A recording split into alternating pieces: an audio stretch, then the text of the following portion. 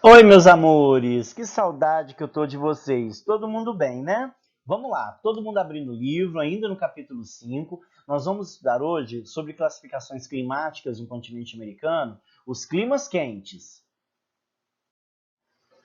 Como nós vimos na semana passada, há uma influência muito grande da maritimidade, da continentalidade, desse movimento de massas de ar, corrente marítima, que faz com que o clima em todo o planeta tenha um certo equilíbrio. Nós vamos analisar hoje as classificações climáticas do continente americano, que a gente é dividido entre quentes, frios e temperados. Na aula de hoje a gente vai ver só sobre os quentes, tudo bem? Esses três grandes grupos climáticos, por sua vez, eles vão se desdobrar em classificações bem menores, que a gente vai chamar de mais local. Vamos dar uma olhada nesse mapa. No mapa a gente vê aí em laranja o clima tropical, equatorial, desculpa. Nós temos em amarelo o clima tropical, em verde, subtropical, nesse amarelo um pouco mais escuro, desértico, em laranja claro, semiárido, em rosa, mediterrâneo, nesse amarelo meio esverdeado, clima temperado, em roxo, o clima frio, em lilás, o polar, e nesse tom de marrom, os frios de montanha. As setas que vocês estão observando sobre o oceano, quando eu tenho uma seta vermelha, são correntes oceânicas marítimas quentes. E as azuis são correntes frias.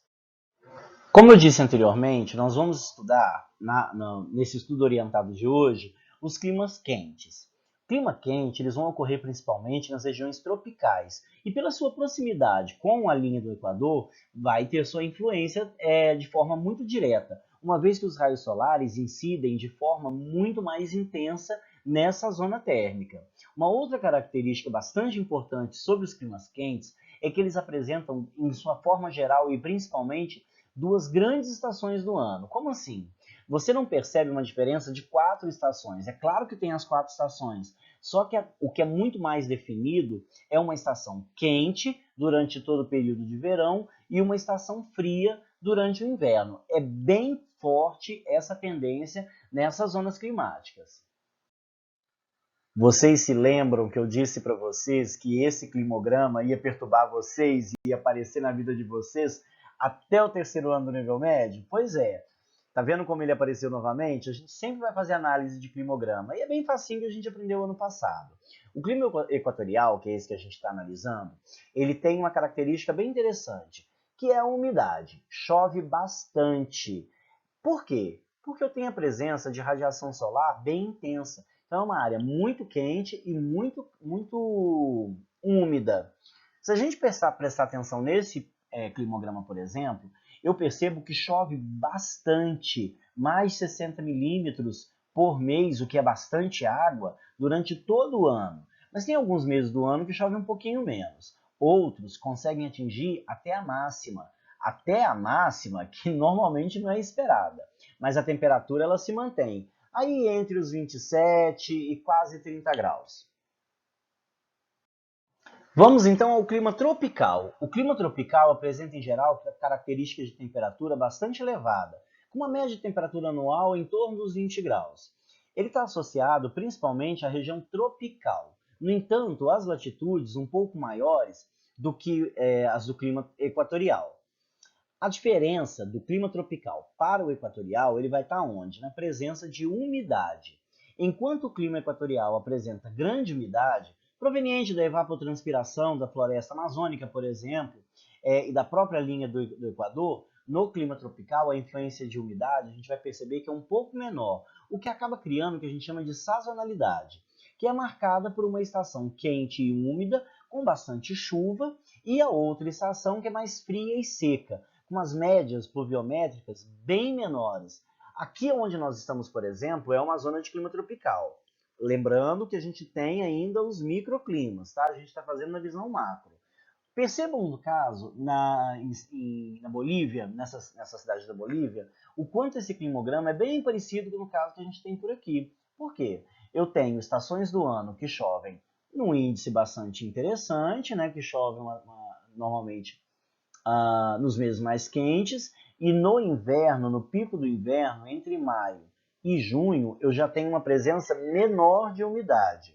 No continente americano, esse tipo de clima está presente em grande parte da região central brasileira, por exemplo. O que vai acontecer? Com a extensão territorial que nós temos no Brasil, algumas regiões não vão ser assim.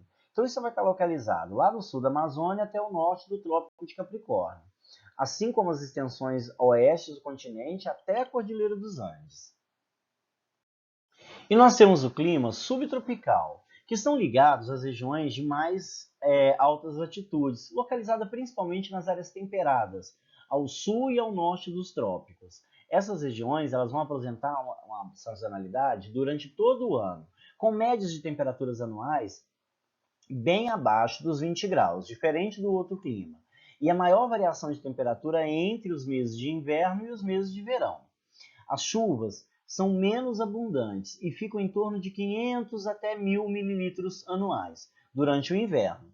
Além de serem comuns as formações de geadas, como é o caso do extremo sul do Brasil, a cidade de São Joaquim, por exemplo, que é a cidade mais fria do Brasil. A gente vai perceber isso também, essa presença de geada, na região norte dos Estados Unidos, além do centro e do leste. O que está associado na região do Golfo do México, por exemplo, a gente vai perceber isso. No clima subtropical, ele ainda apresenta alguma influência nas regiões tropicais. O que significa?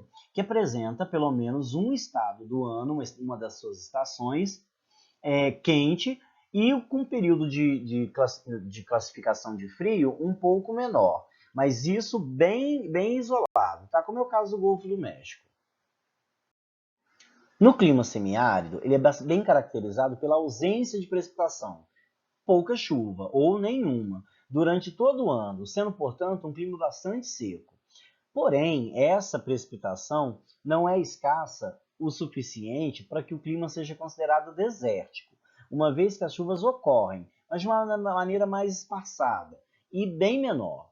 No clima semiárido está presente na região nordeste brasileira, por exemplo, principalmente na área do que é chamado de sertão nordestino, assim como na região centro-oeste e oeste da América do Norte, próximas às montanhas rochosas, o que acaba recobrindo áreas pertencentes tanto aos Estados Unidos, ao Canadá e ao México.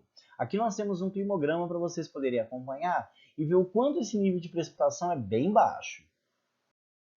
E o clima desértico.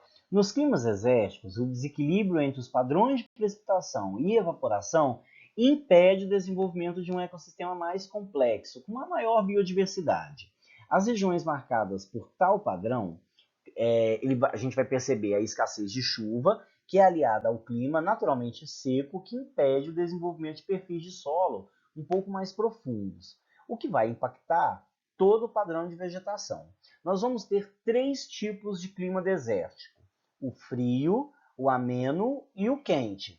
No caso do frio, apresenta verão quente e seco e inverno extremamente frio, em que a umidade não é suficiente para a formação de neve nas regiões continentais. O deserto da Patagônia, por exemplo, localizado aqui no sul da Argentina, é um exemplo de deserto com esse tipo de clima. O deserto ameno ele é encontrado principalmente nas regiões costeiras oestes do continente americano, nas regiões de altitudes médias e de médias latitudes. As regiões subtropicais, como em algumas áreas da Califórnia, dos Estados Unidos, também na região dos Andes, como é o caso do deserto do Atacama. E os desertos de clima quente, encontrados no México e nos Estados Unidos, próximo à costa oeste americana, na região da Califórnia. Apresenta a temperatura média anual de, por volta, no caso do meio-dia, que a gente vai chamar de sol a pico, pode chegar até mais de 40 graus Celsius. Isso é muito quente. São características dessas áreas grandes variações térmicas entre o período do dia e da noite. E depois de todo esse calor, a gente estudando sobre os climas quentes do nosso continente, eu não vou passar atividade para vocês hoje. Pelo seguinte, na semana que vem vocês têm as avaliações. Quero que todo mundo estudando, hein? E toda e qualquer dúvida que vocês tiverem, vocês podem e devem me mandar mensagem. Eu estou à disposição de vocês das 7 da manhã, meio-dia e 20, de segunda a sexta-feira. É só mandar mensagem para mim. Pode ser que eu demore um pouquinho e esteja atendendo outro aluno, mas é só mandar que eu respondo o mais rápido possível, tá bom?